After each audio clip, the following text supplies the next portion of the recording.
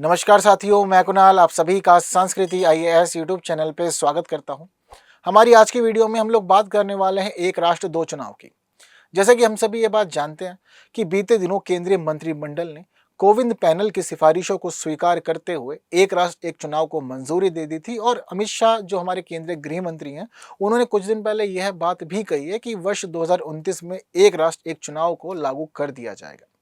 इस दौरान हम देख रहे हैं कि देश भर में जहां बहुत सारे लोग मान रहे हैं कि एक राष्ट्र एक चुनाव की नीति बहुत ही अच्छी है, वहीं बहुत सारे लोग ये भी मान रहे हैं कि एक राष्ट्र एक चुनाव की नीति बहुत खराब है। जो लोग कहते हैं खराब है, उन्होंने एक खास सिद्धांत या एक नई पॉलिसी दी है जिसको वो कहते हैं कि एक राष्ट्र दो चुनाव भारत के लिए बेहतर रहेगा।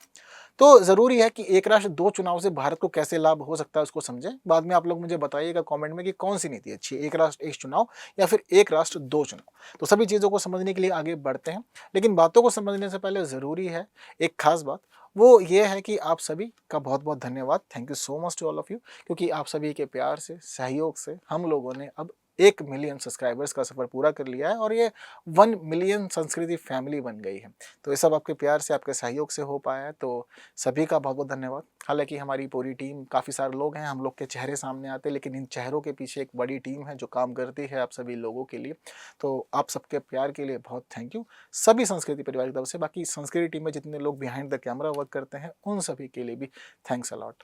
चलिए आइए चीज़ों को समझते और आगे बढ़ते हैं हम लोग। तो देखिए, हाल ही में केंद्रीय मंत्रिमंडल ने कोविंद समिति की एक देश एक चुनाव सिफारिश को मंजूरी दे दी है।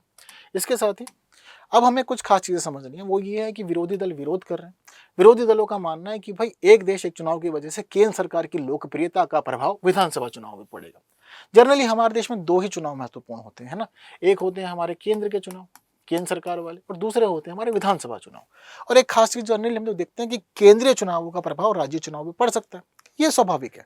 जैसे कि अभी हम लोग अपने लोकसभा चुनावों की स्थिति समझें तो वर्तमान जो सिनेरियो है वो ये कहता है कि प्रधानमंत्री नरेंद्र मोदी की छवि बड़ी बनी हुई है। पूरे बीजेपी का चुनाव उनकी छवि के आसपास ही घूमता रहता है, और लोग अपने कैंडिडेट का नाम जानते हो या नहीं जानते हो, लेकिन लोगों को ये पता है कि प्रधानमंत्री मोदी बनाना है, मोदी को बनाना है। ये सभी कमेंट में चलता है, घर घर में यही बात होती है, प्रधानमंत्री कौन जी, मोदी जी को बनाना है, प्रधानमंत्री कौन, मोदी जी को बनाना है। ये सारी बातें हो रही होती हैं, बाकी और बातें नहीं होती। इस दौरान हम लोग ये भी देखते हैं कि एक बड़ी छवि की वजह से कुछ बड़े नेता जो स्थानीय तौर पर बड़े नेता हैं, चाहे वो अपने राज्य में बड़े नेता, पर उन लोगों की छवि दब जाती है, क्योंकि हमारे देश के अंदर राष्ट्र पहले है, बाद में बाकी चीजें। तो इसी वजह से लोगों का यह कहना है कि लोकसभा चुनावों की वजह से या केंद्र सरकार की वजह से अगर एक साथ चुनाव होते हैं देश भर में, विधानसभा और लोकसभा के, तो विधानसभा के जो बड़े लीडर हैं उनकी छवि खराब होगी या दब जाएगी, प्रभाव नहीं डाल पाएगी, क्योंकि केंद्रीय चुनावों में राज्य चुनावों को महत्व नहीं दिया जाएगा खासतौर पे, और केंद्रीय मुद्दों पर केंद्रीय नेताओं के तहत ही पूरा एक देश एक चुनाव चलेगा, और बाद में इसके नुकसान भी काफी होंगे। तो एक देश एक चुनाव की जगह अब लोग कह रहे हैं कि एक देश एक चुनाव की नीति को आप लोग फॉलो कीजिए, ज्यादा बेहतर रहेगा, और इसको हम लोग फॉलो करके चीजों को संभाल सकते हैं। एक देश दो चुनाव को लेकर के काफी बातें चल रही हैं, समझेंगे। देखिए, पहले बात करते हैं थोड़ी सी एक देश एक चुनाव की। ठीक है, क्यों हम लोग बात कर रहे हैं, क्यों केंद्र सरकार लाना चाहती है। दरअसल एक देश एक चुनाव का मतलब ये है कि हमारे देश के सभी चुनाव एक साथ होंगे, यानी कि 28 राज्य और 8 यूनियन टेरिटरीज, सभी में एक साथ चुनाव करा करके हम लोग चीज़ों को संभालेंगे।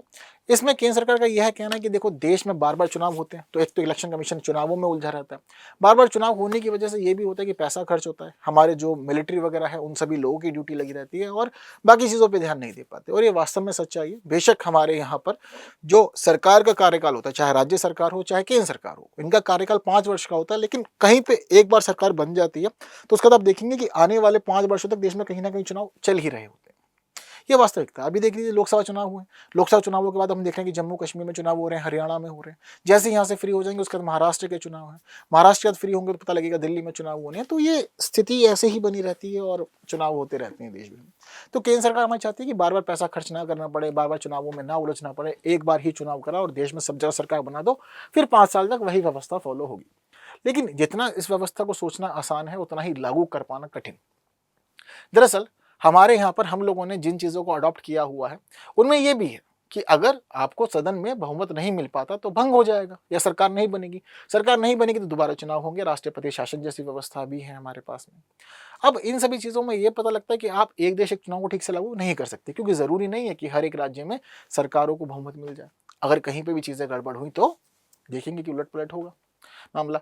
और अगर कहीं भी बीच में सदन भंग हो गया और राष्ट्रपति शासन लग गया तो वहीं पे ही आपका एक देश एक चुनाव का मामला समाप्त हो जाएगा। पहली बार तो चलिए आपने एडजस्ट कर लिया, पहली बार आप ये कहेंगे कि ठीक है सबकी विधानसभा भंग कर दो और सबके चुनाव 2019 में 29 में एक साथ करवा लो। अब सब कुछ भंग तो करवा लेंगे, लेकिन भंग करवाने के बाद अगर आगे गड़बड़ हो गई तो आपके पास 28 राज्य हैं, ठीक है। 28 राज्यों के अलावा हम लोग देखते हैं कि हमारे पास है तो 8 यूटी, लेकिन सभी जगह चुनाव वगैरह होते नहीं है, ठीक है। लोकसभा के मामले में तो हम देखते हैं कि रहता है, लेकिन विधानसभा सब जगह पे नहीं है। तो विधानसभा को लेकर के भी अब सबका स्थिति नहीं, लेकिन जहां पर भी विधानसभा बनेगी जरूरी थोड़ी कि सब जगह पर एक साथ सभी को लोकप्रियता मिले या फिर भंग कभी भी ना हो, वहां भी दिक्कतें हो सकती। तो इन सभी चीज़ों को ही समझना रहेगा सारा का सारा इसके तहत कि भाई चीज़ें काफ़ी ज़्यादा डिफिकल्ट है। अब इन्हीं डिफिकल्टीज को समझते हुए माना जा रहा है कि सिर्फ और सिर्फ डिफिकल्टीज सदन को बनाने के मामले में नहीं है, बल्कि मुद्दों के मामले में भी है।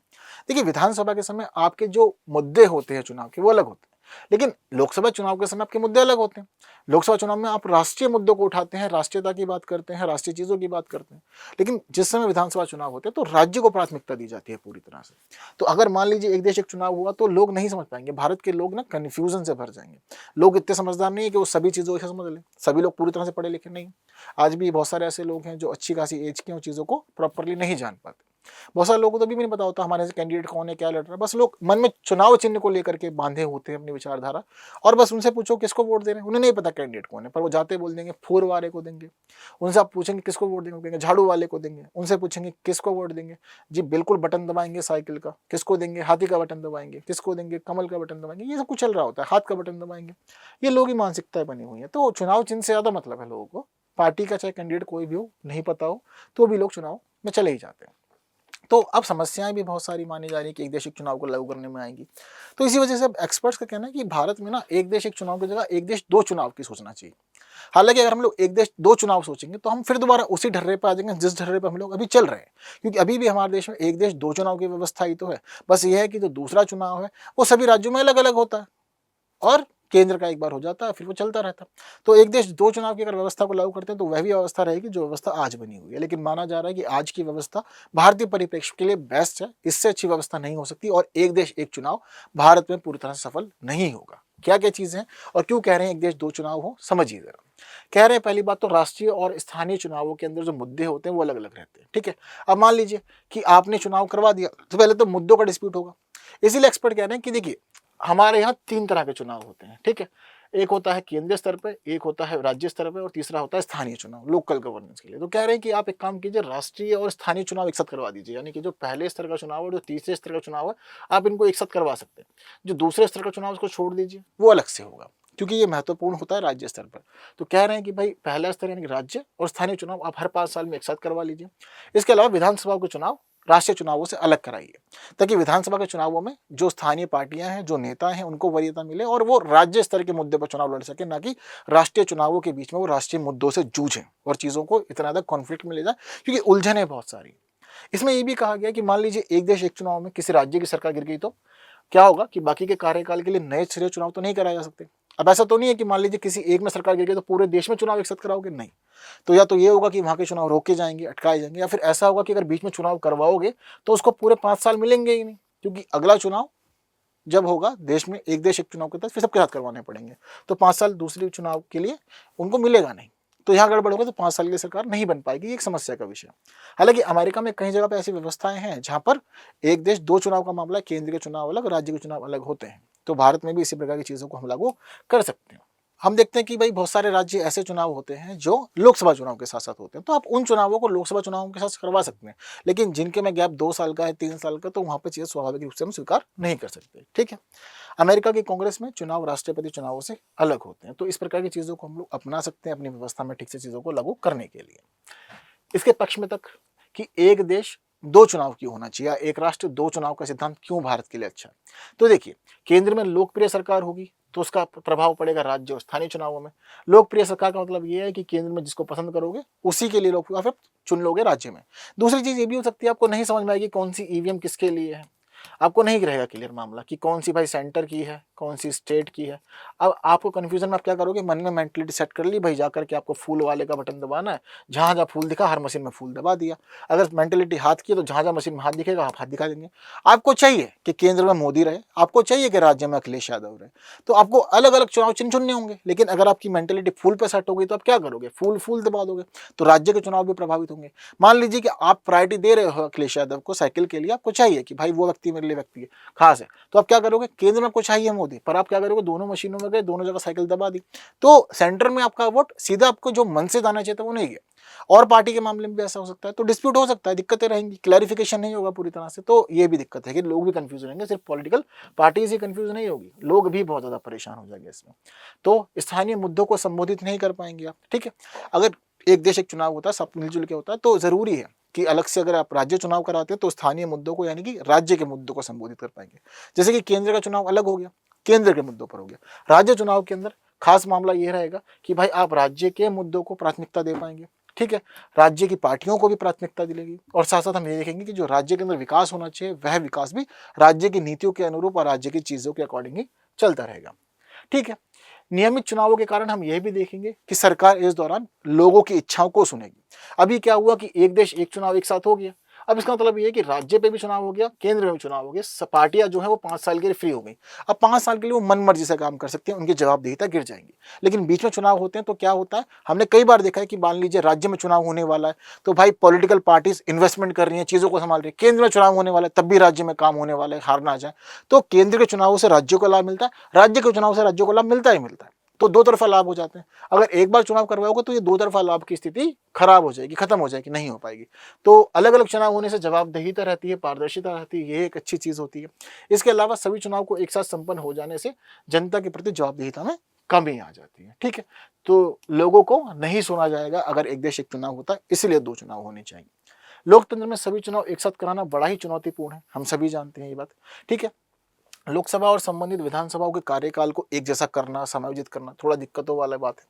इसके अलावा अगर सदन टूट जाए, सरकार बहुमत खो दे, तो भी समस्याएं खड़ी हो पाएंगी, चीजें अस्त व्यस्त हो जाएंगी। तो इसीलिए कह रहे हैं कि 2 चुनावों में आप चीजों को अच्छे से मैनेज कर पाएंगे।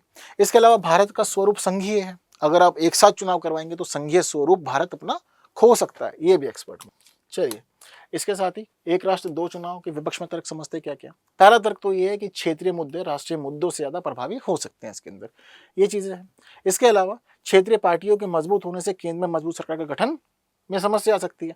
अलग अलग चुनाव होंगे तो अलग अलग चुनावों से राष्ट्रीय पार्टियों की जगह पर हम देखेंगे क्षेत्रीय पार्टियों को यहाँ मजबूत होने के लिए समय मिलेगा, और अगर क्षेत्रीय पार्टियों को मजबूत होने के लिए समय मिलेगा तो वो राष्ट्रीय पार्टियों को प्रभावित कर सकती है राष्ट्रीय चुनावों के अंदर, या फिर वो राष्ट्रीय चुनावों को यानी कि केंद्र के चुनावों को प्रभावित कर सकती है। तो यहाँ पर ये दिक्कत आएगी कि मजबूत सरकार नहीं हो पाएगी और चीजें गड़बड़ हो सकती है।